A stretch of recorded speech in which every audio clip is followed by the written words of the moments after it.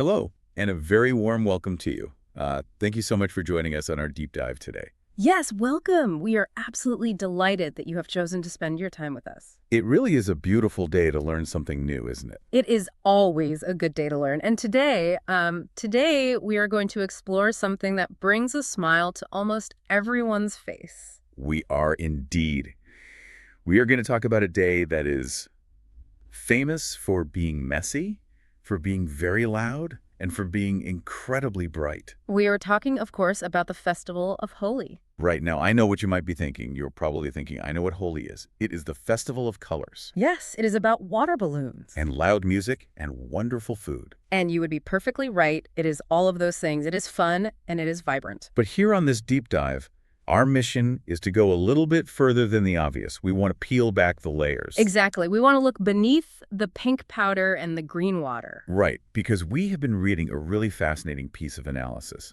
It is called The Spectrum of Holi. And this source suggests that Holi is not just a simple party. It is a very complex event. Yes, it breaks down into two distinct worlds. Two worlds that seem completely different, but they work together perfectly. So the first one is the world of psychology.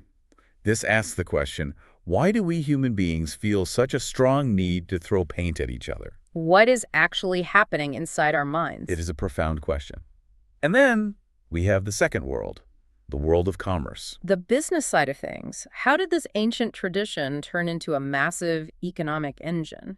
So simply put, we are looking at the mind and we are looking at the market. 1 second pause. The mind and the market. I really like how you put that. Thank you.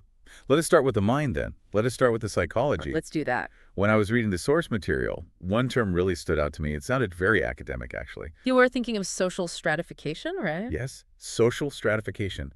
It sounds quite heavy, doesn't it? It does sound heavy. But the concept itself is actually something we all experience every single day. How so? Can you explain that for us? Well, think about your daily life. Society is structured rather like a ladder. It is divided into different levels. Right, the different ranks. Yes. We have the boss, and we have the worker, we have the teacher, and the student. We have the very wealthy, and we have those who are struggling to get by. Exactly. We are always aware of our rank or our status. Even the clothes we wear tell a story, don't they? A business suit or a uniform, they tell the world exactly where we stand on that ladder. Precisely. We wear our status on our bodies. But our source discusses a very powerful psychological event that happens only during Holi. And this brings us to a very key term for today. Yes, it is called social leveling. 1 second pause. Social leveling.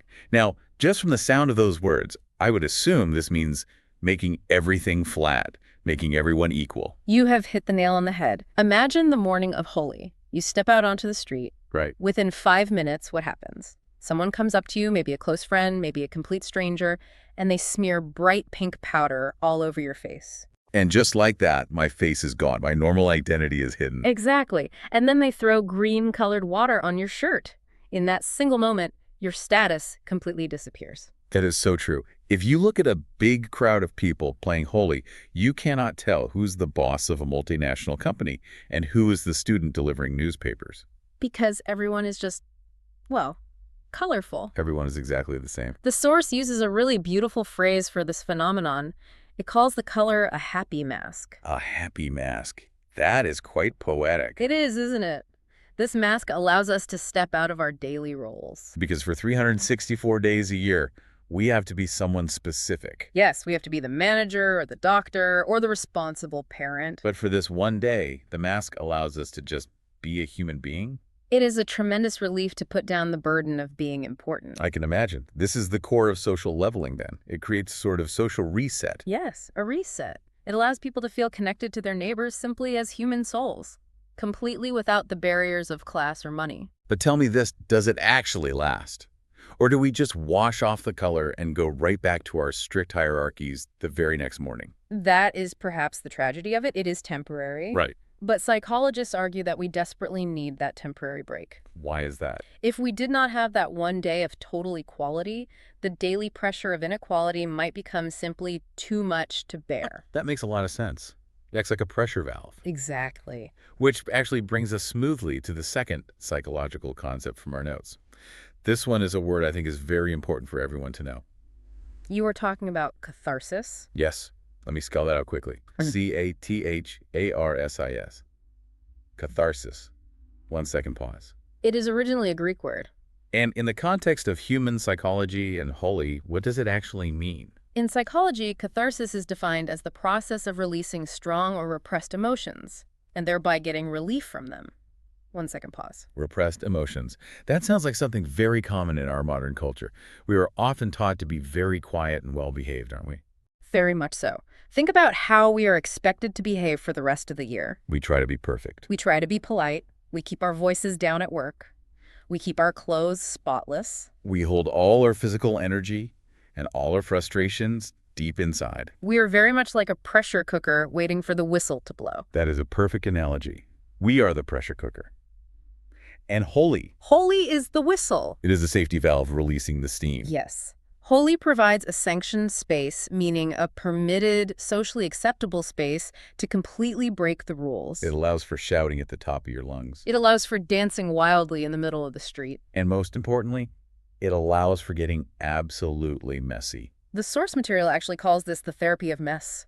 I love that idea. Yeah. That making a physical mess can actually be a form of mental therapy. It is very real. There is a deep psychological relief in allowing yourself to be dirty, to be chaotic for a few hours. It relieves stress. Yes, it is a way for the mind to clean itself, paradoxically, by making the body dirty.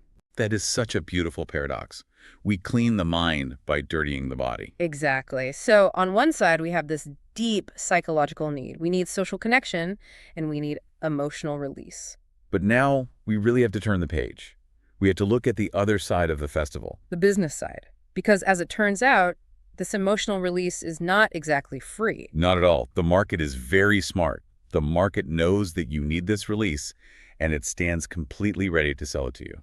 While millions of people are experiencing this psychological social reset, the economy is experiencing a massive, massive boom. Let us look at the numbers. And listeners, I want you to really picture this number in your head. It is quite a figure. According to the analysis we are reading, the holy economy in India alone is estimated to be worth 30,000 crore rupees. 1 second pause. 30,000 crore. It is a number that makes your head spin. It is absolutely massive. It is almost hard to comprehend. Yes. You might wonder, how does throwing colored powder create 30,000 crore rupees of business? Where is all that money actually going? It is not just going to one place. It is spread across several major industries. Let's break them down. The first one, naturally, is the industry of colors itself. Of course. You cannot have the Festival of Colors without the colors. But the source mentions a very interesting shift in this specific market. It used to be very simple in the old days, didn't it? It was. If you ask your grandparents, they will tell you.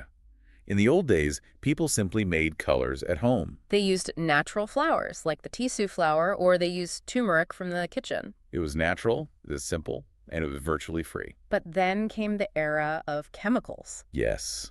For many years, the market was flooded with harsh industrial dyes. Colors that would not wash off your skin for a whole week. Colors that were actually quite bad for you. I remember those days. We used to be absolutely terrified of the permanent silver paint. Exactly.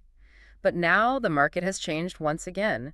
The source highlights a massive modern trend toward organic colors. 1 second pause. Organic, meaning they're natural and safe? Yes, but also they are much more expensive. There's the business angle. You see, the modern consumer is very health conscious today. They are worried about their skin, and they are especially worried about their children's eyes. So companies have realized they can charge a premium price, sometimes double or even triple the regular price, for colors that are certified as safe and herbal. So the business has evolved. It is no longer just a cheap commodity. It is a premium product. People are paying extra for safety. They are paying for peace of mind. But it is not just what you throw at people. It is also what you wear. And this brings us to the second industry, which I actually found quite surprising. Fashion. It does seem counterintuitive at first. It really confuses me. Why would you buy brand new clothes for a festival where you absolutely know, without a doubt, that they are going to get completely ruined? It seems illogical. But the retail shops are very smart. They have capitalized on creating wholly special collections. And what is the star item of these special collections? The white kurta. A white kurta. For our listeners, that is a traditional long, loose shirt worn in India. Yes. And there is a very specific visual logic to buying this. Let's hear it. If you wear a black shirt or a dark blue shirt, the colored powders do not show up brightly on the fabric. Right. But if you wear crisp white, you become a blank canvas. Ah, I see. The bright pinks, the vivid greens, the yellows, they really pop against the white fabric. Exactly. And why is that visual contrast so important today? Because of the photographs. Of course. Social media. We live in the age of Instagram and digital sharing. People want to look like a beautiful, colorful mess. So they actually go out and buy a brand new crisp white kurta specifically to destroy it, just so the photo looks perfect. It is a fascinating example of a disposable fashion economy. Buying clothes to ruin them for the sake of an image. And the source lists other fashion accessories, too. Sunglasses are a huge seller during this week. To protect the eyes from the powder. Yes, practically. But also to look cool in those same photos. And then there are the waterproof phone covers. Yes. The plastic pouch. The pouch. Millions of people buy these clear plastic pouches because they want to take selfies in the middle of a rain dance, but they do not want to destroy their expensive smartphones. It is an entire ecosystem of products designed to protect your valuables while you intentionally get messy. It is incredible how every human need creates a new product. It really is. But let us move to the industry that perhaps makes people the happiest of all. You must be talking about the stomach.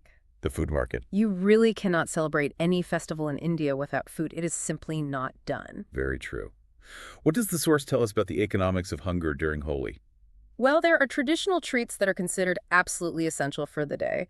The most famous is a sweet pastry called gujia. 1 second, pause. Gujia.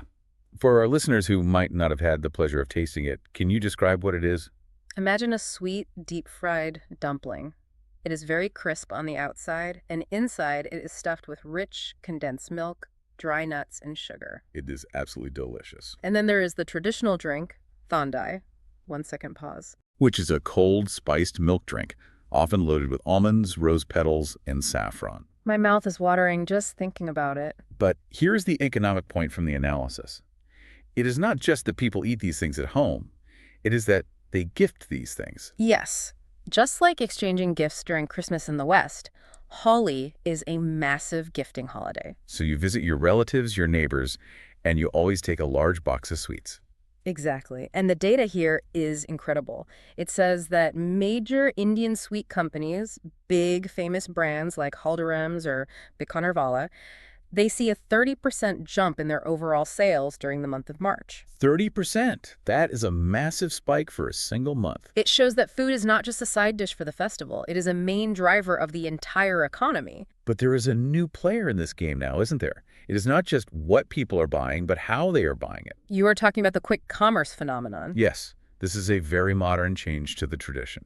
For our listeners who might not use these specific apps, could you quickly explain what quick commerce is? Certainly. In many parts of the world, if you order something online, it comes in maybe 2 days or the next day.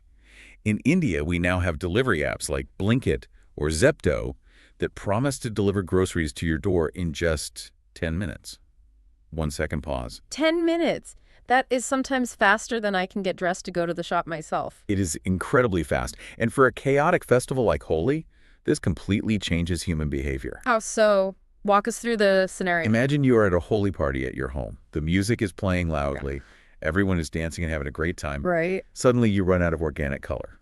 Or you run out of cold thandai to drink. In the old days, the party would have to stop. Someone would have to clean up, get in their car, and drive to the crowded market. But now you just tap your smartphone, and before the next song is even finished playing, a delivery person is standing at your door with fresh supplies. that is amazing convenience. It is. But from an economic standpoint, it also heavily fuels consumption. Because it is so easy to buy more, people do buy more. Exactly. The source highlights that these apps are changing Holi from a carefully planned event into a highly impulsive one. You can decide to make the party bigger and louder in real time. So technology is actually boosting the traditional festival consumption. It accelerates the chaos. Precisely. Technology accelerates tradition. Now, speaking of parties, we have one final industry to discuss. And this reflects a very big change in urban society. The shift from the neighborhood streets to the organized event. This is a major cultural shift, especially in big cities like Mumbai, Delhi, or Bangalore. Traditionally, Holi was always played in your own neighborhood, right? You would just walk out to your neighbor's house. It was an open community event. It was free. It was very informal. But now, We are seeing the massive rise of ticketed events. So you actually have to pay an entry fee just to play Holi. Yes, and it is not a small fee either. The source mentions tickets ranging from 3,000 rupees all the way up to 10,000 rupees per single person. 1 second pause. 10,000 rupees. That is a lot of money for just a few hours of getting messy. What on earth do they get for that premium price? They get an organized experience. These are not just casual gatherings. They are massive professional productions. Like a concert. Exactly. They have professional DJs playing the latest music. They have strict security guards at the gates. And they have these rain dances where artificial rain is created with large sprinklers for people to dance under. It sounds exactly like a summer music festival in Europe or America. It really is. It turns a spontaneous cultural tradition into a commercial entertainment product. And the analysis notes that it also sanitizes the festival. What do you mean by sanitizes? Well, out on the public street, anything can happen. Strangers can walk up to you. It can feel a bit uncontrolled or even unsafe for some people. True. But in a ticketed event, you are in a gated, guarded environment. You are with people who paid the same high-ticket price as you. Ah, I see. It is a way for the wealthy to buy a safe, controlled version of the chaos. That is a very deep observation from the source. We are essentially privatizing a public festival. We really are. And then there's also the travel aspect of the festival, correct? Yes, cultural tourism. Because while some people want the modern private party with the DJ, others want to find the ancient roots of the festival. Correct. Thousands and thousands of people travel across the country to places like Mathura and Vrindavan. These are the ancient towns historically associated with Lord Krishna and the original legends of Holi. They want to experience the real Holi. They do. And when they travel there, they spend money. They need to book hotels. They need to hire taxis. They buy traditional flowers and sweets from the local shop owners. The source calls this the economic ripple effect. 1 second pause. The ripple effect, like dropping a stone in a quiet pond, the money spreads out in rings. Exactly. One tourist arriving from New Delhi supports the hotel owner in Mathura. The hotel owner pays his cleaning staff.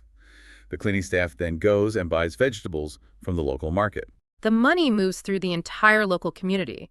It sustains these small towns for months. It is truly remarkable. We started this deep dive thinking about a simple, fun day of throwing colors. But now, when we look at it through the lens of this analysis, we see two massive pillars supporting this entire day. Yes. On one side, we have the social reset for the human mind. The deep psychological need to connect with others, to be totally equal for a day, and to release our pent-up emotions. And on the other side, we have a massive, highly tuned engine for the economy. A 30,000 crore rupee machine that drives the fashion industry, the food market, digital technology, and travel tourism. And it is very important to remember the global context as well before we finish. The source emphasizes that this is no longer just an Indian festival. It is a global brand. That is very true. You now see massive Holi celebrations happening in New York, in London, in Berlin. It supports event jobs and small businesses all over the world now. It really shows how a powerful human idea, the simple idea of color, equality, and joy can cross all geographic borders. It certainly does. Now, before we finish our discussion today, we want to leave you with a final thought. A little something to mull over on your own time. Yes, we have discussed at length how Holi is a day of psychological chaos. It is messy, it is loud, it feels totally uncontrolled. And that is exactly why we love it. But, as we learned today from the market analysis, that chaos is actually supported by a highly organized, highly sophisticated business structure. The wild chaos is actually very carefully planned, beautifully packaged, and sold back to us. It creates a fascinating paradox. Can true wildness really exist inside a commercial package? Or does the business simply allow us to be wild safely? That is a very interesting question to ponder. Is the chaos real, or is it a product we are buying? It is definitely something to think about the next time you celebrate. We hope you thoroughly enjoyed this deep dive into the spectrum of Holi. We hope it gave you a brand new perspective on the festival. And perhaps the next time you see a photograph of a smiling face covered in bright pink powder, you will not just see the colors. You will see the deep psychology and the massive economy working right beneath them. Thank you so much for listening to us today. We highly encourage you to think about the why behind your own local traditions. Why do you do what you do? Stay curious, everyone. And we will see you next time. Goodbye.